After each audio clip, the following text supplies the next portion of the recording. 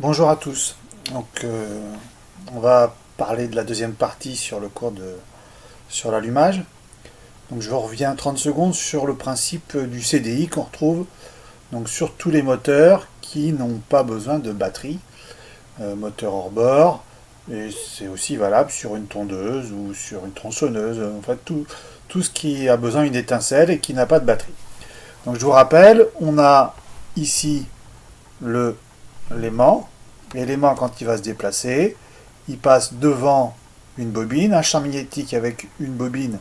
Si le champ magnétique se déplace dans la bobine, ça crée du courant qui vient charger le condensateur. Eh bien, c'est ce qu'on va voir maintenant. C'est que quand on a l'aimant qu'on retrouvait ici, là, je vous le refais fonctionner. Là, on a bien l'aimant qui est ici, la bobine de charge du boîtier CDI ici, voilà. Une fois qu'on arrive devant le capteur point Moreau qui se trouve en bas, le boîtier CDI c'est qu'il doit déclencher l'étincelle. Voilà, donc là on a création d'une entrée basse tension. Alors là voilà, qui s'en va dans la partie commande, c'est-à-dire le CDI. Ce CDI n'est plus un CDI quand on parle d'un moteur à injection. En fait, le CDI est inclus dans le calculateur d'injection. Mais l'injection, c'est un cours qu'on fera par la suite. Donc à partir du moment où on a un moteur inboard aussi, en général, on ne parle pas de CDI, mais de boîtier électronique d'injection. En fait, le principe, c'est le même. Retenez que si vous avez un carburateur, c'est forcément un boîtier CDI que vous avez, on va dire, mais à partir du moment où vous êtes sur de l'injection, eh bien le CDI est inclus dans le calculateur d'injection. Ensuite, il y a une différence entre les moteurs qui ont une batterie et les moteurs qui n'ont pas de batterie. Donc là, le fait d'avoir cette bobine de charge, ça crée une entrée basse tension qui s'en va charger le boîtier CDI. Et une fois que le boîtier CDI a l'information ici, comme quoi le piston est au point Moreau, à ce moment-là, qu'est-ce qui va se passer? Eh bien, l'information elle arrive en bas, on va, hop, envoyer un ordre à la bobine d'allumage. Cette bobine d'allumage qui est là, je vous rappelle qu'à l'intérieur de cette bobine-là, il y a deux bobines, une bobine primaire et une bobine secondaire. C'est donc un transformateur, puisque à l'intérieur de cette bobine-là, on fait rentrer de la basse tension et on va avoir sur la bougie au-dessus de la haute tension. D'accord? Donc ça, c'est ce qu'on a vu jusqu'à présent dans le premier cours. Si je remplace la bobine de charge par une batterie, et bien là, en fait, la basse tension ne nous est plus donnée par le volant magnétique, mais par la batterie. Donc ça marche comme ça sur un moteur inboard avec un carburateur. Si vous avez un moteur inboard avec un carburateur, la batterie va fournir la basse tension dans le boîtier CDI et c'est comme ça qu'il va transformer la basse tension en haute tension. Donc ça veut dire que si on n'a pas de batterie sur, sur un moteur inboard qu'on pourrait avec une manivelle entraîner, eh bien on ne pourra pas démarrer. C'est pareil pour une voiture. Si vous avez une vieille voiture à carburateur, c'est-à-dire une voiture dans les années 85 ou avant, eh bien, si vous poussez la voiture et qu'il n'y a pas du tout de batterie, ben, on ne pourra pas démarrer. Voilà. Au niveau de la bougie, donc là, c'était juste, bon, je vous laisse lire un petit peu tout ça. Vous avez différents types de bougies qui existent. Bon, la plus courante, c'est celle-ci que vous connaissez. Au niveau du contrôle, ce que vous devez vérifier, c'est ici l'écartement. On va aller voir sur le bouquin constructeur. l'écartement que vous devez avoir.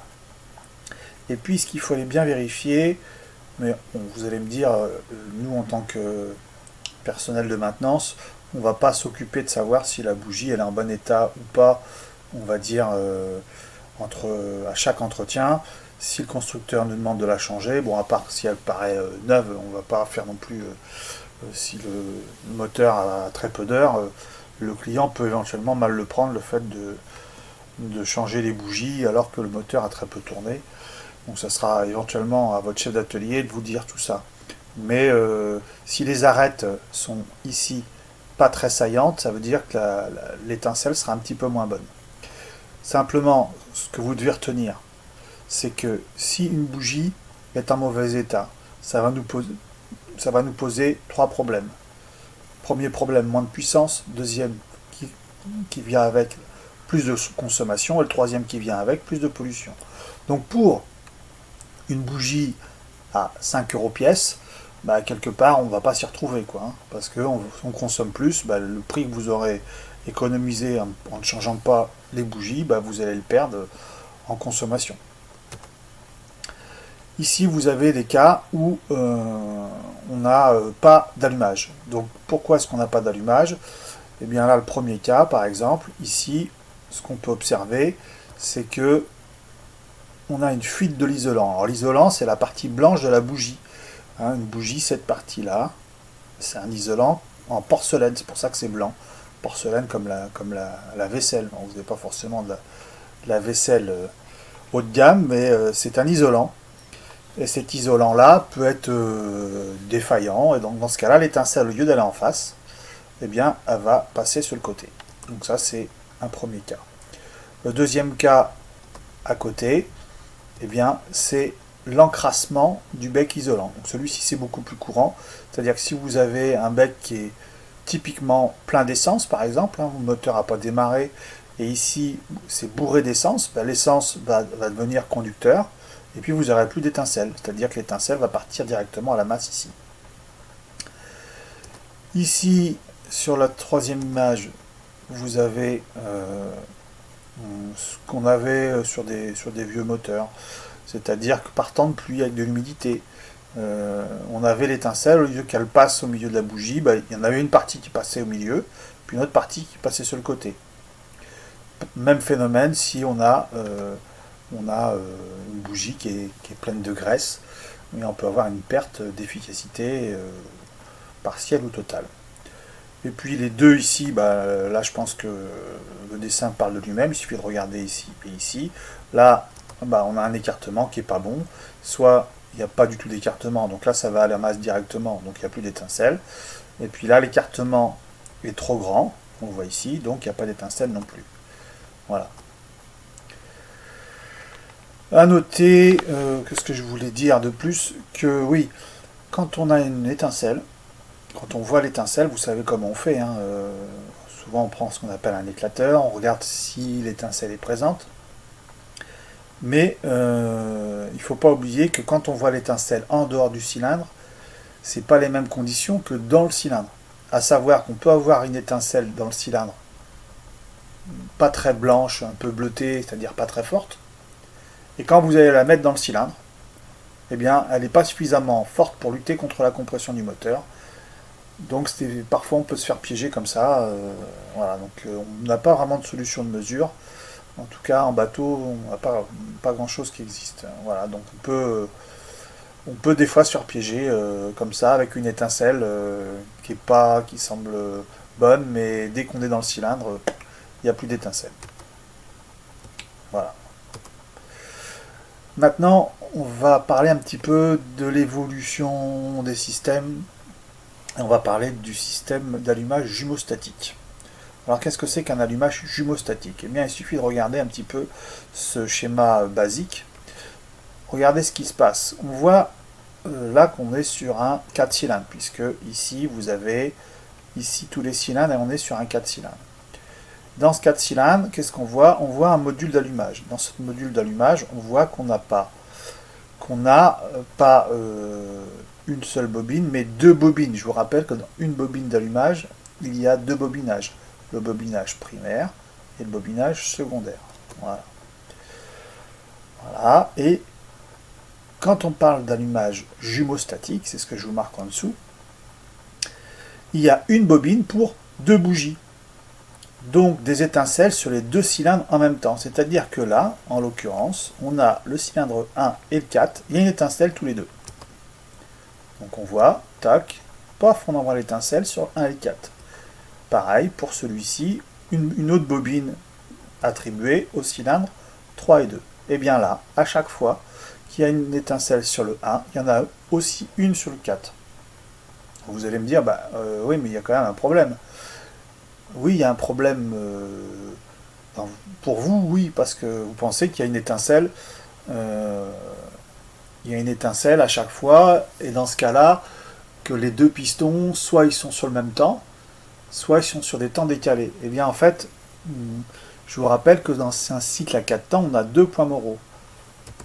Le point moraux fin échappement, début admission, et l'autre point moraux fin compression, début inflammation détente. Donc les 1 et 4, ils sont tous les deux au point moraux. Et par exemple. Donc si le 1 et le 4 sont points moraux, il faut que vous regardiez de nouveau des films où il y a des 4 cylindres. Quand on a 4 cylindres, si le 1 et le 4 sont au point moraux, les 2 du milieu, c'est-à-dire le 2 et le 3, se trouvent au point mort bas. Si le 1 est en fin compression, alors là on va mettre une étincelle. Comme on a 4 cylindres, il est plus intéressant d'équilibrer tous les demi-tours le moteur pour que tous les demi-tours on ait le temps combustion. Donc en fait quand on a 4 cylindres, tous les demi-tours, il y a une combustion sur un cylindre. Comme ça, tous les demi-tours, j'ai un piston qui appuie sur le vilebrequin.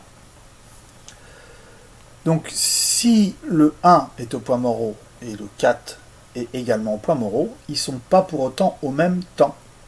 C'est-à-dire que, je vous ai dit, le 1 par exemple est en fin compression. Là, fin compression, on va faire l'étincelle. Le 4, lui, n'est pas en fin compression.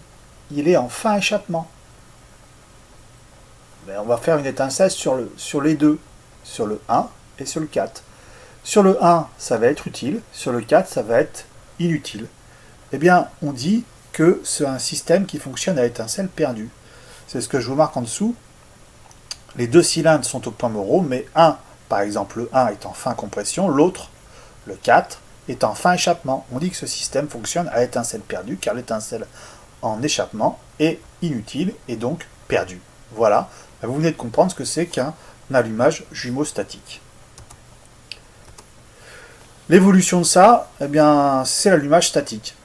Effectivement, l'allumage statique, si on regarde ici, dans ce cas, on a une bobine par bougie.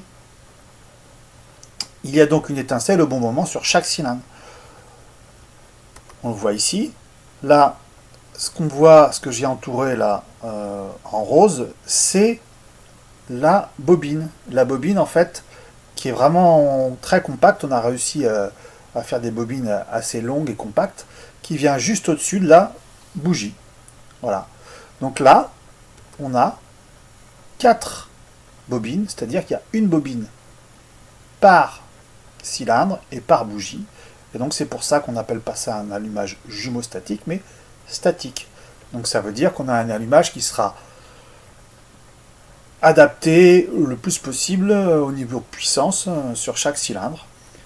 Et on a plus de facilité. Bon, ça en général c'est surtout sur des moteurs à injection. On a une capacité comment dire, de réglage, de programmation optimale. On voit que c'est un système d'injection sur ma petite image parce que ce que vous voyez ici, là, eh bien, c'est l'injecteur. Voilà, l'injecteur qui va pulvériser normalement sur la soupape d'admission. Voilà. Donc ici, entourer la bougie. Voilà. Donc là, pourquoi statique? C'est ce que je viens de vous expliquer. Il n'y a aucune pièce qui bouge. tout est statique. On parle de jumeaux statiques lorsqu'une bobine alimente deux bougies, c'est ce qu'on a vu avant. Donc statique ou jumeaux statiques, ça veut dire qu'il n'y a pas de pièce qui bouge.